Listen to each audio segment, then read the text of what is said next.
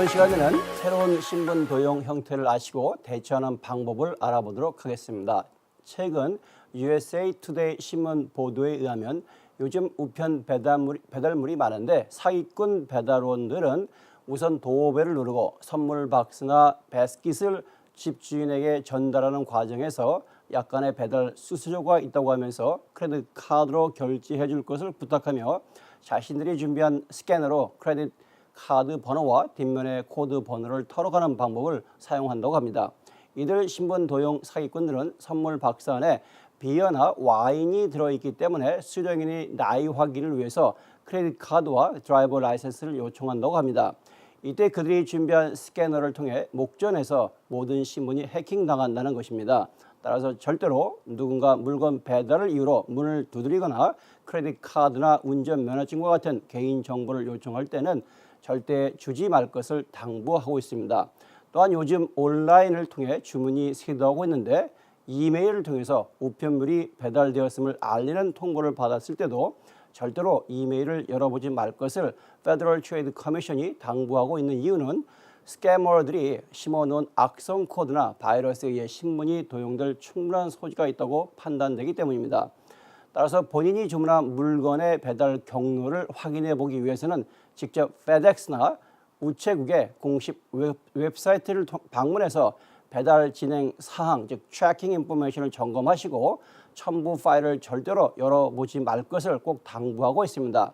인터넷 산업의 성장과 함께 신분 도용의 범죄 행위는 심각한 수준에 이르렀고 남의 얘기가 아니라 누구든지 언제 어디서나 발생할 수 있는 상황에 이르고 있습니다. Federal Trade Commission에 의하면 1년에 70만 명에서 100만 명의 미국인이 신분 도용을 당했던 것으로 보고되고 있고 과거 5년 사이 2,700만 명의 사람들이 희생양이 된 것으로 알려지고 있습니다. 문제는 일단 도용을 당하면 막대한 금전적 손실과 교정을 위해 엄청난 시간과 수고는 물론이고 급기야 정신적 피해로까지 이어진다는 것입니다. 신분 도용 범죄 행위는 인터넷이나 남의 우편물을 훔치기 등 다양한 통로를 통해 이루어지는데 남의 신분을 훔쳐 크레딧 카드를 오픈해서 사용한 후에 페이먼트를 안 내므로써 인해 구자가 차저업이나 콜렉션 상태로 남게 되어 크레딧이 망가지고 나서야 뭔가 잘못되었음을 발견한다는 것입니다. 문제를 해결하라고 잘못된 구자들을 제거하려 시도를 해보지만 크레딧 기관에서는 랜더나 크레딧 회사들로부터 리포트가 이루어진다고 서로 미루면서 많은 시간들을 허비하게 된다는 것이 현실입니다. 그러면 어떻게 신분 도용의 노출로부터 예방할 수 있는 방법들은 무엇이 있는지 알아보고 대처하는 지혜가 요구된다겠습니다. 우선 구입비가 약 50불 정도 되는 서류 분쇄기 슈레더를 비치하셔서 집에서 버리는 문서라도 신분과 관련된 서류들은 갈아서 파기하도록 관리하시고 우편함에 잠금 장치를 설치하시고 소셜 시큐리티 번호나 크레딧 카드 명세서나 월급 은행 월 명세서 등이 엉뚱한 사람들의 손에 들어가지 않도록 세심한 주의가 요구된다 하겠습니다. 또한 지갑에 넣어 가지고 다니는 카드가 너무 많아서 파악이 안 될 정도로 갖고 다니는 것은 위험하다고 봅니다. 지갑에 스캐너를 내면 모든 카드 정보가 노출된다고 합니다. 따라서 카드 회사들이 특별한 칩을 삽입해서 이를 방지하기 위한 카드를 새로 지금 발급하고 있는 상황으로 신속히 카드를 리플레이스먼트하는 것이 안전하다 하겠습니다. 또한 커피숍 같은 공공장소에서 셀폰으로 개인정보를 이야기하면 다른 사람들이 얼마든지 대화 내용을 기록할 수 있다는 것을 명심해야겠습니다. 일단 도용당한 정보를 회복하는 데는 많은 시간과 스트레스가 뒤따르므로 개인정보는 캐시나 다름없다는 마음가짐으로 철저한 관리와 예방이 어느 때보다도 주의가 요구되어지는 것입니다. 친밀한 관계를 이용한 사기는 종교나 인종, 커뮤니티, 노인이나 저소득층을 막론하고 누구를 막론하고 먹잇감으로 삼고 있다는 것입니다. 존중받는 커뮤니티의 지도자들의 지지를 얻어 사기성 투자가 합법이며 해볼 만한 가치가 있다고 납득시키면서 접근의 옴을 알아야겠습니다. 아무리 신뢰가 가더라도 철저한 조사 후 투자가 이루어져야겠습니다.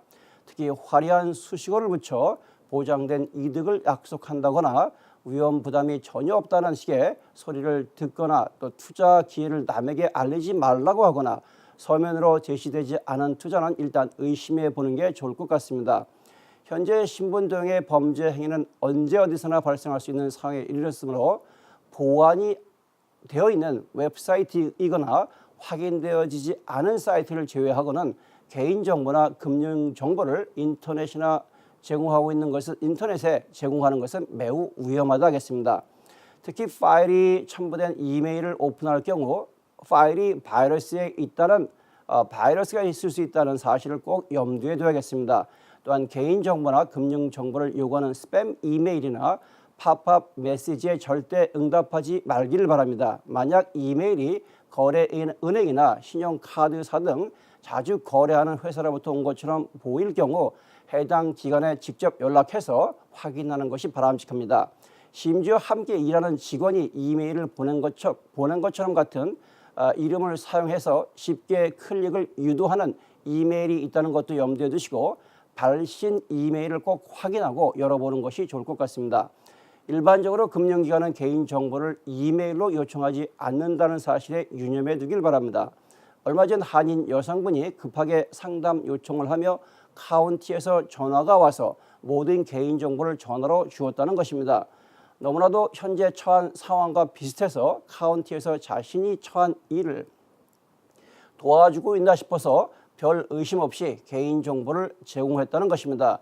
따라서 어떠한 상황에서도 크레딧 카드 번호나 소셜 크레딧 카드 번호 같은 재정 관련 정보는 절대로 이메일이나 걸려온 전화에 답변하지 말아야 할 것입니다. 요즘 많은 웹사이트들이 정부 관련 단체와 비슷하게 만들고 로고도 비슷하게 만들어서 자칫 개인정보를 엉뚱한 웹사이트에 입력해 사기꾼들의 손에 넘어가는 경우가 종종 발생함을 유념하시고 원하지 않는 이메일 링크를 절대 클릭하지 말아야겠습니다. 특히 와이파이 핫스팟이 비밀번호가 없다면 보안이 되어 있지 않다는 것입니다. 따라서 해당 네트워크의 다른 사용자들이 자신도 모르는 사이에 허락하지 않은 정보를 공유할 수도 있으므로 로그인 정보나 사회보장 카드와 같은 민감한 정보가 노출되지 않게 조심해야 하겠습니다. 특히 소셜 시큐리티 번호를 아무에게나 무조건 주는 경향이 있는데 절대 아무에게나 주지 말아야 하겠습니다. 소셜 시큐리티 번호가 필요로 하는 경우를 짐작해 보시고 정부 관련 단체나 DMV 서류 신청, 은행 구자 오픈 등 이외에 소셜 시큐리티 번호가 필요하다면 그 이유를 반드시 물어보시고 확신이 없으면 절대로 제공할 필요가 없을 것입니다.